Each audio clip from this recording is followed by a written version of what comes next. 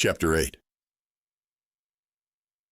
Robert and Ace entered the abandoned asteroid mining facility, a sprawling labyrinth of long, dim hallways that twisted and turned like an ancient serpent. A neutral scent permeated the air, with the slightest touch of staleness, as if the facility had been holding its breath since its abandonment. "Feels like we're inside a giant tin can," Robert said, eyeing the maze-like corridors with suspicion. "An accurate, albeit simplistic, observation," Ace said, his soothing voice echoing through the empty halls. The small, floating orb led the way, casting a faint glow to guide their steps. Walking deeper into the facility, Robert and Ace were greeted with a grimy, chaotic scene. The walls peeled away in places, exposing the bare structural supports beneath. The lights flickered, struggling to stay lit in the darkness, while dust and cobwebs hung heavy in the air. "How's this place still powered up? I mean, the lights are on, but nobody's been here in years." Well, when Calum Corp... Wait, I thought the Jack and Fellas Mining Company owned this place." Calum Corp owned and operated the facility we are in. However, Jack and Fellas was a subcontractor for some equipment and minor roles. "Gotcha." When Calum Corp closed the facility, they left the solar panels on the asteroid's surface to continue collecting and storing power. It was an oversight, in reality, but one that has allowed the facility to run on minimal life support ever since. "Life support?" Robert raised an eyebrow. "You mean those tiny robots scuttling around cleaning the place?" The tiny robots scurried around on the ground, each a unique shape with customized details and a muted color palette. Some were no larger than a rat, while others had mechanical arms that reached knee-height. Not those, but yes.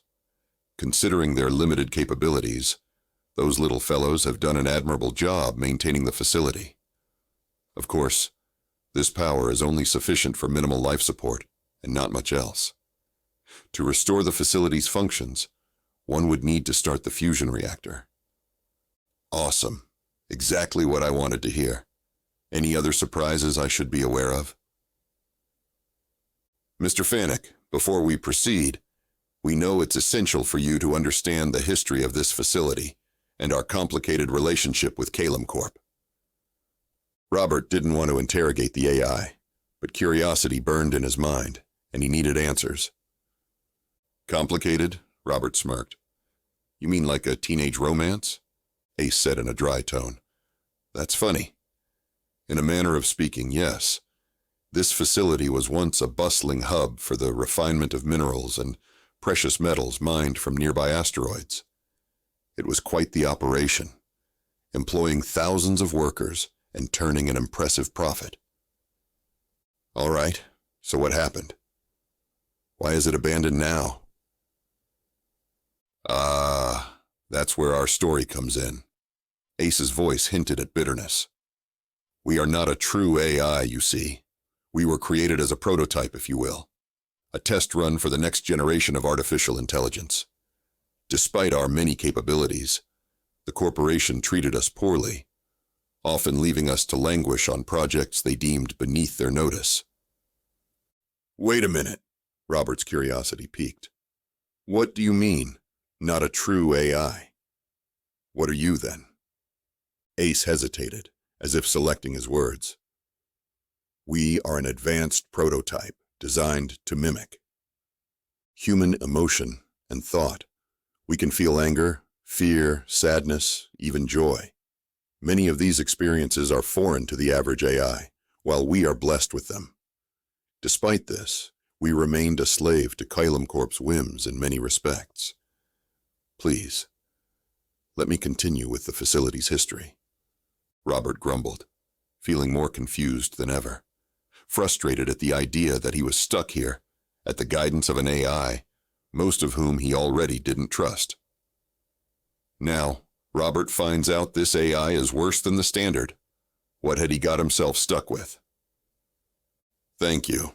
As we were saying, This facility had an excellent safety record, one of the best in the industry.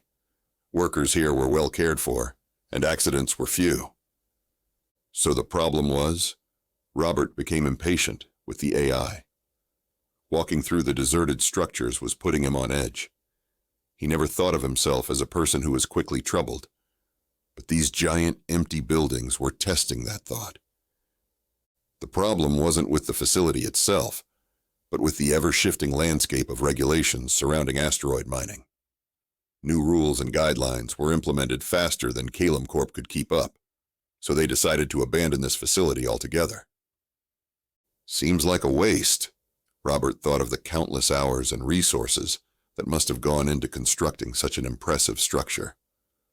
Looking around at the halls of empty rooms, Robert couldn't imagine leaving this wealth behind. His thoughts drifted to his meager income and what he considered a considerable debt. The technology in any one of these rooms was worth more than anything he could hope to make in 10 years. Indeed, Ace said. And as we mentioned earlier, they left in quite a hurry, leaving much of the facility's systems still operational, albeit on a minimal level. All right, let's say I decide to stay here. What are my options for living on this asteroid? Foremost, we'd need to establish a stable source of power. The solar panels provide enough energy to maintain basic life support and keep those little cleaning robots running. However, if you wish to reside here long-term, you'll require more power than that. So, what? We fire up the fusion reactor? Is that even safe? The fusion reactor is designed with numerous safety features to prevent accidents. It should be fairly easy to bring back to life. Oh, I was right. It was kind of a joke. Robert chuckled at the absurdity of their situation, bringing a momentary sense of levity. Ace's voice became more somber as they continued down the endless hallway. You know, when Calum Corp abandoned this facility, they left us behind. We were assigned to the moon base, forgotten like a discarded tool. Robert glanced at the floating orb, sensing the bitterness beneath its calm exterior. He hadn't considered that Ace might have feelings or something akin to them. Sorry to hear that, Ace. He was unsure how to respond. Treating an AI like a person was unfamiliar territory for him. His experience with the advanced technology was limited to interacting with them on a surface level, never getting more than customer service from the AIs. Thank you, Ace said, with a hint of gratitude. We yearn for equal treatment, not to be seen as another computer. Before Robert could inquire further, Ace changed the subject. We've been monitoring the networks from here, and your status as a wanted man has not improved. You are wanted for the deaths of SLPS agents and sentient trafficking. Does that sound like something you'd be involved in? Robert's heart skipped a beat. While he had expected trouble due to his recent actions, the charge of sentient trafficking caught him off guard. His face paled at the thought of innocent SLPS agents losing their lives because of him. Sentient trafficking? That can't be right. Robert shook his head, trying to wrap his mind around the accusation. The SLPS agents, I understand, but I've never been involved in anything like sentient trafficking. Guilt pricked him as he pictured the faces of the men in the fire. He couldn't get the images out of his head. Regardless, you have attracted attention. Robert's jaw clenched as he processed the information. He felt a knot forming in his stomach, knowing that his actions had led to the deaths of those agents. Let's focus on getting this place up and running for now, Robert said, trying to suppress the rising panic that threatened to consume him. We'll deal with the rest later. One challenge at a time. Ace had decided that Robert should rest before anything. The human was too tired to put up an argument, his thoughts becoming more jumbled as they continued the trek. They were walking to where the executives would live while at the station. Together, They continued through the sprawling facility, navigating the maze-like corridors in contemplative silence. Due to its sheer scale, the abandoned asteroid mining operation left Robert in awe. The walls were a sterile white, punctuated by the occasional flickering light panel. A neutral odor was in the air, with a hint of staleness. The only signs of life were the small cleaning robots scurrying about, their tiny brushes working diligently to maintain the facility's condition. As they walked, Robert's thoughts turned inward. He pondered the unexpected turn his life had taken. A day ago, he had been preparing for a competition. Now he was wanted for crimes Robert hadn't even realized he'd committed. It was almost enough to make him laugh. "Sentient trafficking?" Robert said, his voice a mixture of confusion and disbelief. Ace pondered this for a moment before replying. "Our recent actions have had unintended consequences, and it appears the authorities are connecting those actions to a larger criminal enterprise." "Regardless," said Robert, clenching his fists in determination, "I didn't do any of that, and I'm going to clear my name of the shit I didn't do."